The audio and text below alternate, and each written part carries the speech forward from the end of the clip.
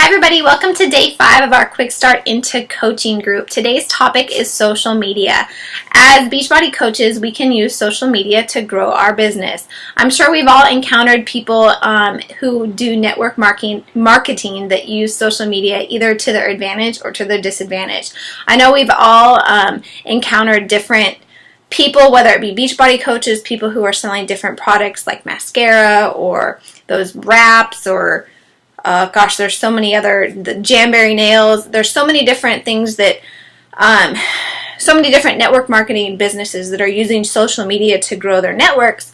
And as I've done this for a while, I have come up with my own list of do's and don'ts where I have seen things work and not work when it comes to social media. So bear with me as I vomit on you a ton of information about social media, but take it all in, write down any questions that you might have, and you might have to come back to this video and watch it again later just so you can absorb it all again. But first of all, if you learn nothing out of this, then what I say right now is take this to heart. If you are growing a business and that is your main goal, Facebook, Instagram, whatever social media you are using, that is no longer your personal diary or play-by-play to your life. Nobody really cares what you're doing moment by moment every single day or whatever grievance you have or TV show you might be watching or anything like that. If you are growing a business, then you need to think of your social media as your storefront. It is your professional place where people will come to check you out. So if you were to go to your Facebook page right now or somebody else's Facebook page that was growing a business and all you saw was a bunch of quizzes that they had taken on Facebook, and every few minutes they were complaining about the long lines at the grocery store and how awful they felt today, or they didn't feel like doing anything, or how much they hated their spouse, or this or that. Would you want to do business with them? My guess is you probably wouldn't. So what you really need to think about now is that if you're wanting to really grow this business and earn an income, your Facebook page, whether it be a like page or your personal page, we can discuss that a little bit later, but that is now something that's professional to you. You want when somebody comes to your Facebook page, you want them to be able to scroll through what you've posted and think, wow, this person's a really positive person. I really love what they have to share. They always are posting stuff that has value and content, and they can really get something from what you're posting. So, okay, my first don't use Facebook as your personal diary. Don't complain. Don't post negative stuff. Don't give play-by-plays to your day every single day. Don't overpost. You don't need to be posting 10, 15 times a day, because if you're doing that, you're probably going to be annoying your followers and they're going to unfollow you or unfriend you. So you need to be posting with a purpose. It's better to post 1 to 2 great Facebook posts than 5 that are just awful. So you really need to think about your content. So first of all, what should you be posting on Facebook?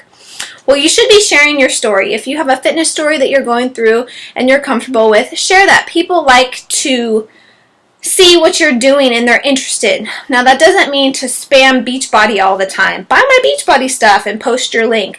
But share you. People are going to come to you as their coach because they like you. They can buy these products from anybody and anywhere. They want to see what you have to offer for them. They're going to be buying stuff and having you as their coach because of you.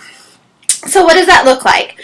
So if you're doing a workout, you could do a quick video and share something. You could share different uplifting things of your personal story of what you're going through. People want to hear the good and the bad. It doesn't necessarily have to always be positive, but have a positive upswing to what you post. So for instance, me personally, our life since we've moved back to Washington and my husband got out of the Air Force has been kind of crazy. It has not been what we expected. We've had a lot of ups and downs. Now I could just put on a fake smile and pretend everything's fine all the time, but that's just not me. So when I do share some of the struggles that we're going through and when I'm having a hard time, I share that in a way that I can say, hey, this is what's going on, but I have faith that yada, yada, yada, and I take what I'm feeling and I put it in a way that I think if anybody else is feeling the way I'm feeling right now, what would they want to read? What positive thing could they get out of it at the same time? Because I know that no matter what I'm going through, there's somebody else out there who's probably going through the same thing. So if I could post something that might give them encouragement, even through my struggles, that's what I want to do. Another great thing to post is questions and polls. I post this a lot to get people's opinions because for whatever reason, people are always wanting to share their opinion on Facebook. And I do it, and sometimes I don't even really care about my responses, but I just like to have people comment on my page because the more they comment on my page, the more my stuff is shown in their newsfeed. So sometimes taking a random poll about what shows they're watching on Netflix or what's their favorite music genre is just an easy way to get people talking on your page. You could share recipes, sharing tips and tricks of stuff that you've done around your household, sharing posts of gratitude. You could honor a coach on your team or a challenger who's being really successful. Just sharing positive personal stuff is what you need to be sharing. Things that if somebody went to read your post, they'd think, wow, this person's life isn't perfect, but they're making the best of things and they're happy and I don't know what they're doing with this Beachbody thing, but somehow they're changing their life in a way and it will intrigue people. So my number one rule is before I post anything, I always ask myself, does what I'm about to post add value to my followers? And before I post anything, I ask that. And if my answer is not really, then I don't post it. So before you post anything, always ask yourself, does this add value to others? Because really, does posting about that you're in a long line at Target and you're frustrated help anybody or add value?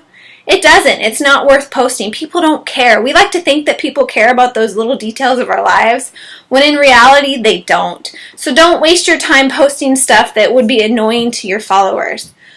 Always act like a professional. Like I said before, Facebook is not your personal diary for your play-by-play of every little detail in your life. If you're fighting with your spouse, don't go on Facebook and complain about how much of a jerk they are. It's just not professional. You're running a business and you need to conduct yourself in a way that you're running a business.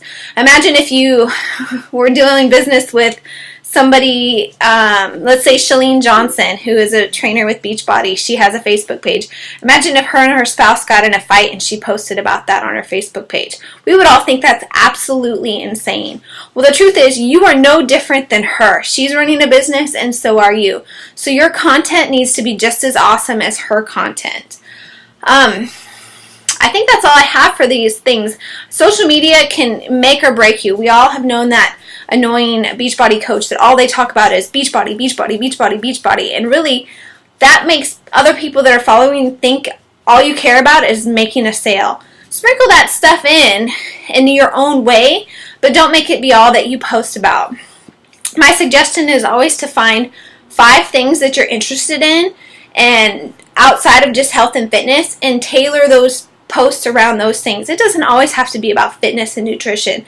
If you like a sport, like I love the Seahawks, I post about the Seahawks. I know not everybody loves the Seahawks, but I've added enough friends through Facebook who do that what I post about that does add value to some people. It might not add value to everybody, but I know it will add value to some people. Same with if you're into sports with your kids or your pets, or if you're into a craft, knitting, fashion, whatever it may be. It doesn't necessarily have to add value to everybody on your friends list, but if you have a good group of people who you know would benefit from what you have to post that.